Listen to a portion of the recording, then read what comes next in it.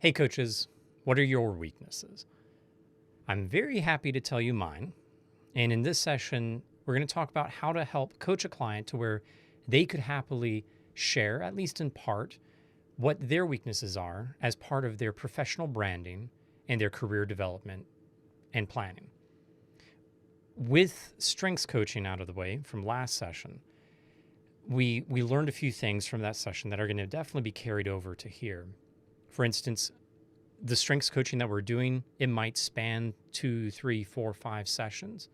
And the same is very true for weaknesses coaching. Also, strengths coaching is not about just what are you good at, what are you known for, but it's more so what drives you forward, what are you compelled to do? And there's a very similar mindset when it comes to weaknesses. Here we're not just talking about, oh, what are you bad at that you don't want to do anymore? It goes deeper than that simple explanation of a weakness. But we also don't have the attitude that an individual should take wherever they're weak and make it a strength. To begin, I want to take a little bit of time to consider growth mindset and how it intersects with this idea of strengths and weaknesses. Again, the philosophy here that I'm presenting is aligned with content that you would see from someone like Marcus Buckingham. Growth mindset says that if we see a challenge and we believe that we can grow towards that challenge, then we are much more likely to succeed there. If we see ourselves as fixed in a situation or a challenging situation, an opportunity for ourselves, and we don't feel like we can really grow in that area, grow through that situation, then we're much more we're much less likely to succeed, to move forward. A person who has a fixed mindset about who they are, about their strengths and their weaknesses, will be preventing themselves from moving forward in life. And yet, what we're doing here with weaknesses is much more aligned with the heart of growth mindset. Here, we're saying, I am a growing individual, and my clients are growing individuals, and they get to choose how to see their future and where they'd most like to drive themselves forward with growth and development, so that they can have the strengths that they are most drawn to, that they have most energy around, that they're most excited about as they imagine who they can become in the future. On the flip side of that is the choice of what not to do. And that is truly what we're doing with coaching someone around weaknesses. We're helping a person know what to say no to.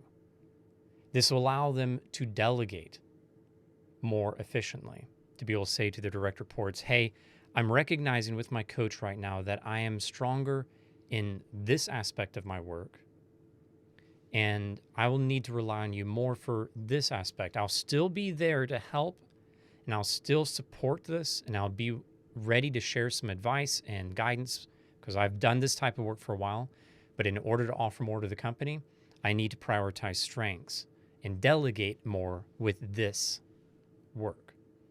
It allows a person to deprioritize within their own work what they are going to focus their time on. If I know that my strengths are going to provide the best results for the company, the best results for my energy long term, then I'm going to strategically prioritize those strengths and the activities around those strengths at the right times in the week, at the best times to make the biggest impact. And then with the weaknesses, as much as I have to do those in my work, I'll make sure to prioritize around those accordingly, to say, okay, these have to all be dealt with in an hour at the end of the day, and I'm going to have this different approach to them. I'm going to have this mad dash approach for weaknesses, and the others I'm going to have much more of a creative approach. That's the choice, a way to design. And so deprioritize is the second. The third reason a person benefits, or the third way a person benefits through being coached around weaknesses, is that they are able to design their career path for themselves as they consider their trajectory, their long-term plan. They can also co-design with their team members and their manager and skip level manager how they see themselves serving this company best over a longer period of time. And I think that's a very important context for this. Unless we're doing career transition style coaching, we're not saying, oh, hey, what are your dreams? Let's chase them together. Let's drop everything and then pursue those dreams with all our might. Really, that can be a very selfish thing and a very selfish approach that might bite the client in the backside if they pursue their future that way. But to go to your skip level manager and have an honest conversation about where I see myself now and how I see certain parts of my leadership, my performance, my capabilities growing, and how I want those to grow over the next 5 years, and how that might contribute even more to the company. It's a very reasonable approach. 5 years is a very long time, so it might be 2 years, whatever time period is appropriate. But with weakness coaching, we are helping the client to better understand themselves so that they can help others better understand their intentions for the future, so that as a group, they're able to build a better future together. And that's where the next video is going to come in, and we're talking a little bit about the professional narrative that a coach can support a client through. For now, as we talk about the logistics of weakness coaching, it's going to look very similar to strengths coaching. I do like to spend a little bit more time talking about what I mean by weakness, to be able to share my own weakness. I like to talk about cold calling. I like to talk about cocktail party conversations. These areas of weakness can be highlighted as horrible, morally wrong things that a person has to do with their lives. For instance, I could say my weakness is, I can talk about my weakness in a way that's like, and I just hate the idea of people having to call people at random, bothering them at all hours of the day, uninvited, and trying to push and push and push for my own agenda. I would never want that horrible kind of work of cold calling. Or a person who loves that type of work, they wouldn't use the same language, and they definitely wouldn't have the same energy around that type of activity.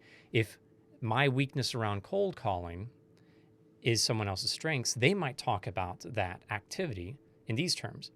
One of my favorite things to do is to make a new connection, to kind of surprise a person, first time talking with them, but connecting them with them quickly around something that we would both agree on, and to find out how I might be able to serve them. If there's any way that I can serve them, to be able to share that with them. And it's like giving them a surprise gift that they weren't looking for, and to have a surprise friend in a way that it's exciting, because I've seen so many people who actually were struggling with something, and I call them out of the blue and we have a conversation about their needs, and I'm able to make a suggestion that really fits.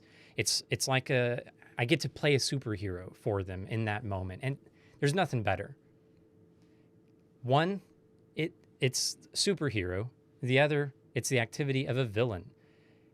The weaknesses and the strengths of an individual are often reverse mirrored in another individual on their team. And so the more a team, the more a leader understands their own strengths and weaknesses, the more they can have these kinds of conversations with others.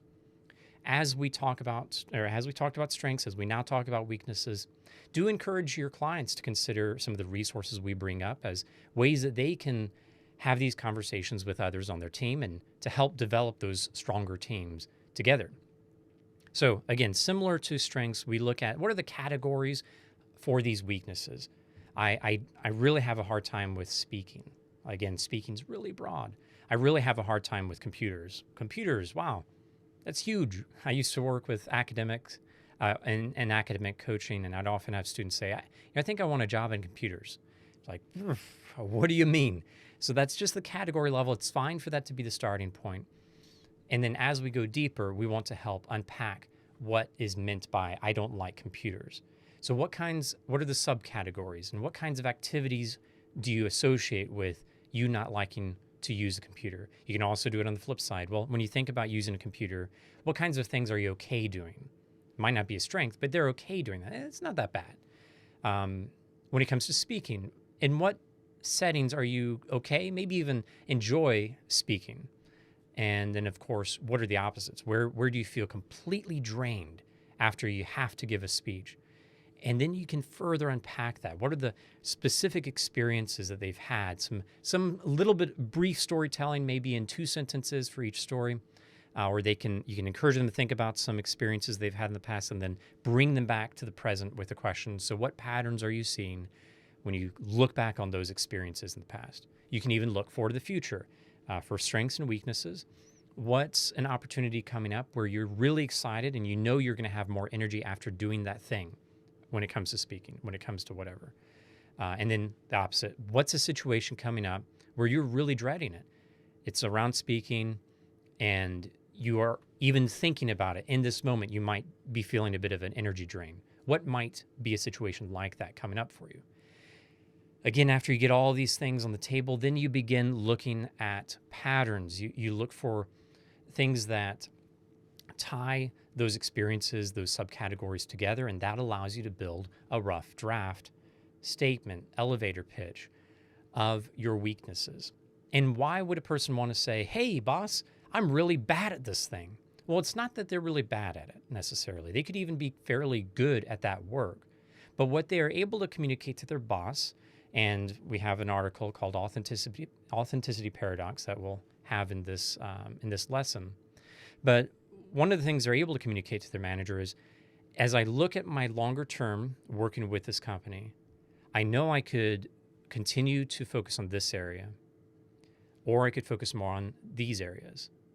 And as I've been working with my coach, I've recognized that I'm more likely to be de-energized and work slower and make less progress because I feel really drained by these activities. I'm very willing to continue to work in part on these, but I think as we look 2-3 years out, the best use of my time is to begin moving towards working in these areas of strengths. And I'd like to offer that perspective to you, manager, and hear your thoughts on where you see me in the future and how you see me maybe being able to leverage these strengths more effectively over the next few years.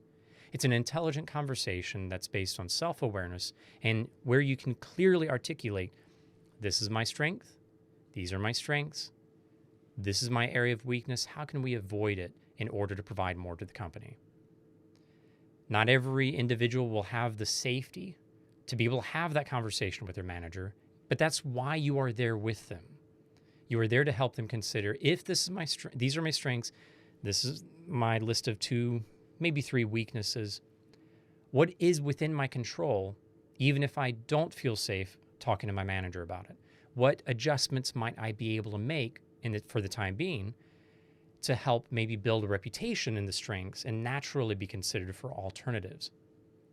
Those are the questions of coaching, where we build a map together. But in order to build a map around career development and professional branding, it is so very helpful to know, do I want to go east or do I want to go west? And identifying the strengths, identifying the weaknesses allows us to make that decision to go one way or the other way, whether directly and clearly with the manager or indirectly by serving and volunteering as much as we can in those areas of strength.